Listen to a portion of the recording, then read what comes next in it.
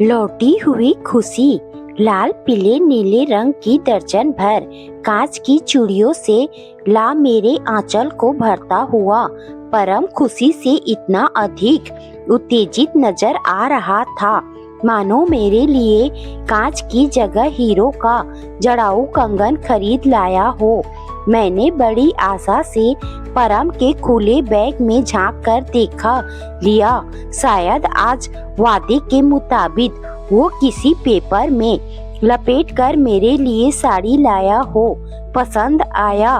Bag की ओर मुड़े मेरे चेहरे को अपनी हथेली में लेकर अपनी तरफ करते हुए स्नेहल लिप्त होकर परम ने पूछा तो चोर दृष्टि से बैग में झांकने के अपराध बोध से भरकर मैंने नजरें झुका ली और सिर हिलाकर परम के प्रश्न का हाँ में उत्तर दिया। अपनी मना स्थिति से मैं स्वयं परेशान थी। थके हारे परम का स्वागत बनावटी मुस्कुराहट से करते समय अंदर तक एक तड़प भी होती है, पर इस पीड़ा से कहीं ज्यादा गहरी पीड़ा मुझे एक नई साड़ी के अभाव से हो रही थी। इसीलिए मैं चाहकर भी परम से हो रही खींच कम नहीं कर पा रही थी। परम की बाहों का बंधन जरा सा ढीला होते ही मैं चाय बनाने के बहाने तेजी से रसोई में चली जाती हूँ। परसों फिर से कॉलोनी की महिलाओं की किट्टी पार्टी है, जाना तो पड़ेगा ही। साथ ही वही पुरानी साड़ी पहनकर जाने की पीड़ा को भी भोगना पड़ेगा। सभी कितनी सज धज कर आती है। हर किसी का यही प्रयास रहता है कि स्वयं को सबसे अधिक उत्कृष्ट सिद्ध कर दे, पर मैं ऐसा कभी नहीं कर पाती हूँ। परम को मेकअप से सख्त नफरत है, इसीलिए श्रृंगार के नाम पर मैं सिर्फ पाउडर और बिंदी ही लगाती हूँ। वैसे मेकअप का मुझे भी कोई शौक नहीं, बस पिछले कई महीनों से एक नई साड़ी के लिए मन ललक रहा था। जब से इस कॉलोनी में आई हूँ, जैसे अच्छे कपड़े पहनने की प्रतियोगिता में शामिल हो गई हूँ। पर पहले वसई में जहाँ रहते थे वहाँ ना तो कॉलोनी थी न ही पास पड़ोस की महिलाएं ऐसे किसी किटी पार्टी का आयोजन करती थी। अच्छी खासी शांत जिंदगी थी और फिर उस मकान का किराया भी यहाँ से कम था।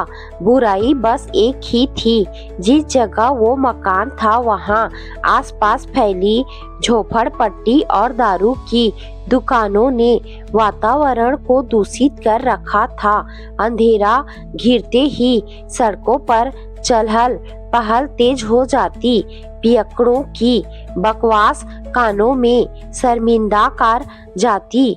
गंदी गालियों और मारपीट की आवाजों से घबराहट में घर के खिड़की दरवाजे 24 घंटे बंद रखती थी। सुबह के समय तो वैसे डर वाली कोई बात नहीं होती थी, पर मुझे भय होता था कि कहीं किसी शराबी में रात की शराब का असर बाकी न रह गया हो और उसकी नज़र मुझ पर या मेरी नन्ही सी बिटिया पर ना पड़ जाए।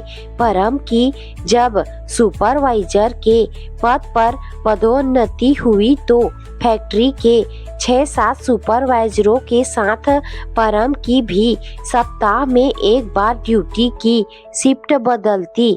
जिस सप्ताह परम की नाइट ड्यूटी होती, मैं परेशान हो जाया करती और मेरा सहमा हुआ चेहरा पूरे एक सप्ताह तक परम को भी निश्चितता से काम नहीं करने देता। अपने काम के प्रति निष्ठावान रहने वाले परम को इस तनाव से मुक्त रहने के लिए यही उचित लगा कि हम घर बदल ले और तब वसई के उस इलाके से निकलकर हम मलाट के इस फ्लैट में आ गए। 20,000 रुपए पगड़ी की मांग पर परम ने अपनी पूरी पूंजी को एक निश्चित जिंदगी की चाह के आगे बिना किसी मोह के बैंक से निकालकर मकान मालकिन को दे दिया और हम पुराने मकान से अधिक किराए वाले इस फ्लैट में आ गए। मलाड का यह फ्लैट तो ठीक था, पर फ्लैट के निवासियों के रहन सहन की तुलना में मैं और परम अपने को व्यवस्थित नहीं कर पा रहे थे। एक दिन इस कॉलोनी की एक महिला मेरे पास आई और बोली, आप इस कॉलोनी में नई आई है, सोचा आपसे दोस्ती कर लूं। जी आइए। मैंने प्रफुल्लित होते हुए उनका स्वागत किया और कहा, मेरा नाम आभा है। मैं सुषमा बहादुरी हूँ। आभा जी इस कॉलोनी की सभी महिलाएं महीने में 2 बार किटी पार्टी का आयोजन करती हैं। कभी कभार हम लोग कुछ प्रतियोगिताएं भी रखते हैं, कभी सिलाई, कभी कढ़ाई तो कभी रंगोली की। हम लोग ऐसी प्रतियोगिताओं के आयोजन और इनाम के लिए कुछ हर महीने जमा करते हैं। सभी अपने घर बारी बारी से किटी पार्टी का आयोजन करती है। एक बार यदि तुम्हारे घर पार्टी हुई तो दोबारा 1.25 साल बाद ही तुम्हारी बारी आएगी। अच्छा, तो क्या कॉलोनी की सभी महिलाएं इसमें शामिल होती हैं? सभी तो नहीं, पर ज्यादातर। मुझे मना करना उचित नहीं लगा और बिना परम की इजाजत लिए मैंने हामी भर दी। जैसे ही मैं इस महिला मंडल की सदस्य बनी, पहली पार्टी का आयोजन मेरे ही घर होना तय हुआ और तब मुझे परम को इस पार्टी के बारे में बताना पड़ा। परम के हाथ तब बहुत तंग, लेकिन अपने किसी मित्र से कर्ज लेकर उसने मेरे लिए किटी पार्टी का आयोजन कर दिया। पर रात को मुझे समझाते हुए उसने कहा था, आभा, खर्च करने के पहले अच्छी तरह सोच लिया करो। यहाँ आने के बाद किराए के अलावा भी कितने ही खर्च और बढ़ गए हैं। जितनी चादर है, पैर भी उतना ही फैलाना चाहिए ना, इतना ही कहा था परम ने। पर उसके अंतर की अकुलाहट को मैं बड़ी आसानी से समझ गई थी। वसई का घर छोड़कर मलाडा में रहने आने का उसका निर्णय सिर्फ मेरे ही हित के लिए था। एवज में वह मुझसे यह उम्मीद करता था कि मैं गृहस्थी की गाड़ी खींचने में उसकी समान रूप से सहभागी बनूं। चाहती तो मैं भी यही थी, पर अब तो पूरे 1.25 साल बाद ही मुझे अपने घर पार्टी रखनी थी।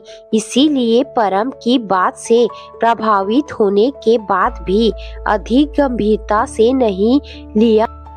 किट्टी पार्टियों में जाते ही महिलाओं की फैशन परस्ती ने मुझ में हीन भावना भरनी शुरू कर दी।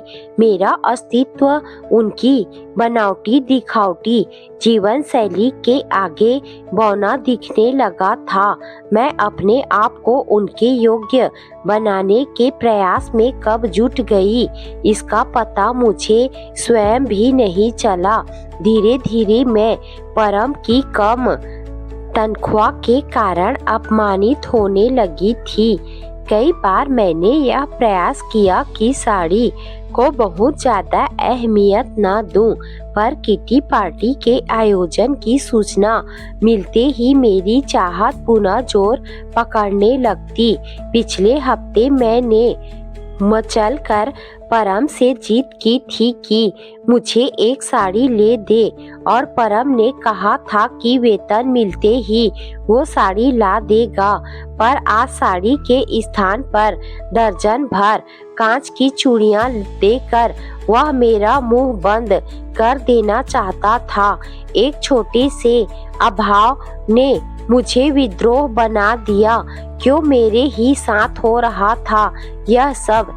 या तो अच्छी सूरत मिल जाती या फिर इतना धन की मन भर कपड़े गहने खरीद पाती। मेरी तिलमिलाहट बढ़ती जा रही थी और परम को चाय का प्याला थमाते थमाते मैंने क्रोध से पूछ ही लिया, तुमने तो कहा था वेतन मिलने पर साड़ी ले दोगे। कहा तो था आभा। मेरी तरफ देखे बगैर शर्ट को निकालकर हैंगर में लटकाते हुए परम बोला, पर कैसे खरीदता? कल ही तो बिजली का बिल आ गया। बचाए हुए रुपए इसी में चले जाएंगे, वरना किसी तरह तुम्हारे लिए साड़ी ले ही लेता। हमेशा तो यही सब होता है। जब भी तुम साड़ी खरीद देने की बात करते हो तो कोई ना कोई खर्च सामने आ जाता है। तो क्या मुझे साड़ी कभी नहीं मिलेगी? परम ने एक बार मायूस नजरों से मुझे देखा और बाथरूम में प्रवेश कर गया, पर मैं खामोश नहीं हो पाई। आवाज थोड़ी तेज करते हुए मैं लगातार बोलती ही जा रही थी, लेकिन देना नहीं चाहते हो ना, इसीलिए पैसे की भी कमी रहती है। कहते हैं ना, जहाँ चाह वहाँ राह। तुम्हें तो यह चाह है ही नहीं कि मैं अच्छा पहनूं ओढ़ूं। तुमसे भी कम तनख्वाह वाले करोड़ों लोग हैं इस दुनिया में। क्या वे अपनी पत्नी को साड़ी नहीं लेकर देते हैं? परम, मेरे तो करम ही फूटे हैं। सालों बाद तो एक साड़ी की मांग की है, वो भी मिल नहीं रही है। परम हाथ पैर धोकर आ गया था। कुर्ता पैजामा पहनकर चाय का प्याला हाथ में लिए वो बालकनी में जा बैठा। उसके चेहरे पर कहीं कोई मलाल नहीं था और उसकी यही निश्चिंता मुझे और अधिक आहत कर गई। कैसे हो जी तुम? जरा भी नहीं पसीजता है तुम्हारा मन? चेहरे के भाव से तो ऐसा लग रहा है जैसे पत्थर के बने हो। मैं सचमुच तंग आ गई हूँ। कब तक भोगती रहूंगी इस अभाव भरी जिंदगी को? यदि एक बेटी की जिम्मेदारी न होती तो चौथी मंजिल से छलांग लगा देती। छी आभा, कितनी स्वार्थी हो तुम। तुम्हें तो सिर्फ अपनी साड़ी की चिंता है और एक साड़ी के लिए तुम आत्महत्या जैसा पाप भी कर सकती हो, है ना? परम के चेहरे पर मेरे लिए घृणा के भाव थे। तुम्हारा ध्यान कभी मेरे जूतों की तरफ गया है जो घिस गए? उन्हें पहनकर चलने से पैरों में दर्द होता है और आजकल मैं चप्पल पहनकर दफ्तर जाता हूँ। मैं चकित होकर सच्चाई उगलते परम को देखे जा रही थी। इस बार जब पिंकी का स्कूल खुला तो उसके लिए स्कूल बैग नहीं खरीद पाया था। पुराने बैग का रंग निकल गया है। पैसों का अभाव नहीं होता तो उस नन्ही सी बच्ची को बदरंग बस्ते में किताबें ना ढोनी पड़ती। कौन पति नहीं चाहेगा कि पत्नी को अच्छा पहनाए ओढ़ाए, पर परिस्थिति भी तो अच्छी होनी चाहिए। मेरी आंखों से आंसू बह चले। परम ने जिस सच्चाई को अभिव्यक्त किया था उसकी शर्म थी या परम को दुख पहुंचाने का पछतावा? मैं जान नहीं पाई और चुपचाप सिर झुकाए खड़ी रही। विभा, इस ऊंची सोसाइटी वाली महिलाओं से अपनी तुलना मत करो। तुम किसी बड़े अधिकारी की पत्नी नहीं बल्कि एक सुपरवाइजर की पत्नी हो।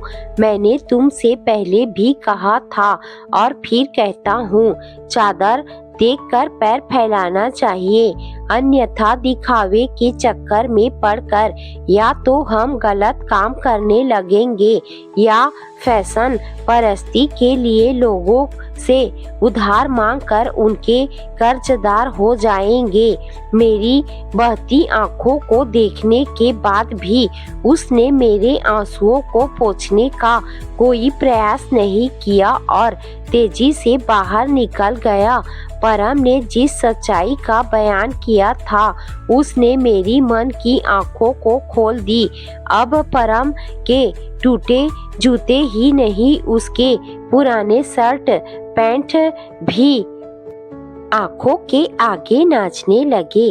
परम गया तो मैं वही बालकनी में बैठकर देर तक सुबकती रही। लगा था मुझसे नाराज होकर परम टहलते हुए कहीं चला गया होगा और जल्दी लौट आएगा। अस्त व्यस्त मन से रसोई के पूरे काम निपटा कर जब मैंने घड़ी की ओर देखा तो चकित रह गई। रात के 9 बज गए थे। मन किसी तनाव में उलझा हुआ हो तो समय कटने का पता भी नहीं चलता। पर परम आखिर गया कहाँ होगा, मैं सोच में पड़ गई। परम की दुखी कर देने के तनाव से मैं इतनी अधिक ग्रस्त थी कि पल भर के लिए पिंकी की तरफ भी ध्यान नहीं गया था। बस इतना भर याद है कि कई बार वो मेरे पास आकर कुछ पूछती रही थी और हर बार मैंने उसे झिड़क कर अपने से दूर कर दिया था। पिंकी का ख्याल आते ही तुरंत मैं उसके स्टडी टेबल की तरफ दौड़ गई। देखा वो पढ़ते पढ़ते किताब पर सिर रख कर सो गई थी। कुछ खाया भी नहीं था। पिंकी बिना खाए ही सो गई है। यह जानते ही परम की नाराजगी दुगनी हो जाएगी। इस बात से भली भांति परिचित होने के बाद भी मुझे पिंकी को पुनः जगाने की इच्छा नहीं हुई और मैंने उसे उठाकर बिस्तर पर लिटा दिया। किसी भी काम में मन नहीं लग रहा था। बार बार बालकनी में जाकर मैं सड़क पर देखती रहती कि शायद परम आता हुआ दिख जाए, पर परम दूर दूर तक नजर नहीं आ रहा था। बार बार यह सोच मुझे तहस नहस किए जा रही थी कि कहीं मुझसे मायूस होकर परम कोई गलत कदम न उठा ले।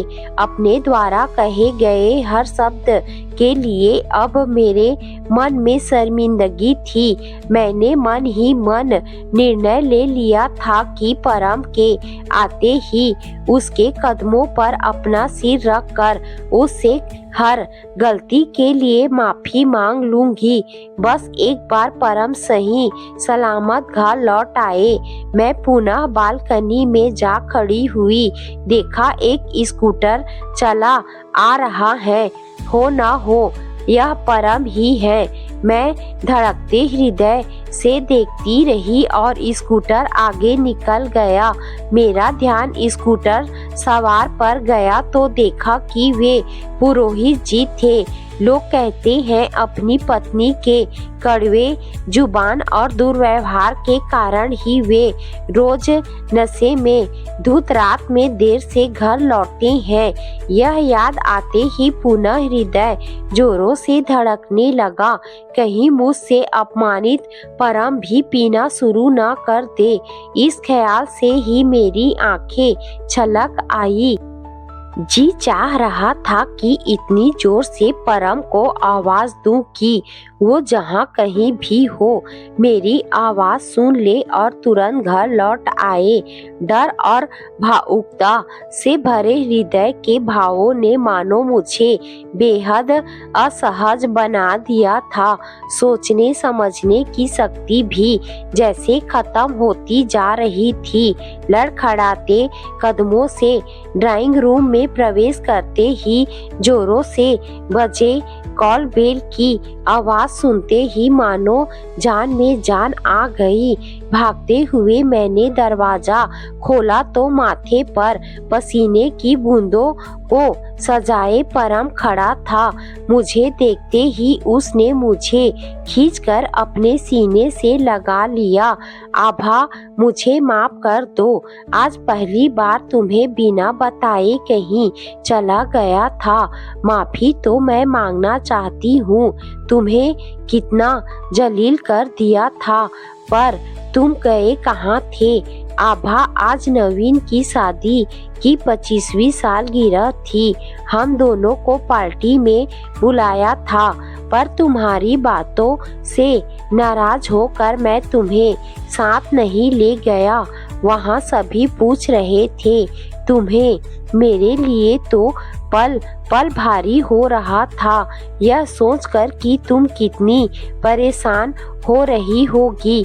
तुम्हें बिना बताए जो चला गया था, उफ, जैसे तैसे उनसे जान छुड़ाकर जल्दी ही वहाँ से निकल भागा। परम की बाहों का बंधन थोड़ा सा और कस गया था। मुझे लग रहा था खुशी से झूमकर नाच उठूं। परम के प्यार की गहराई के आगे साड़ी की इच्छा कितनी तुच्छ थी। मैंने निर्णय लिया कि जो खुशी इस समय मुझे मिल रही है, उससे भी दुगनी खुशी मैं हमेशा परम को देती रहूंगी।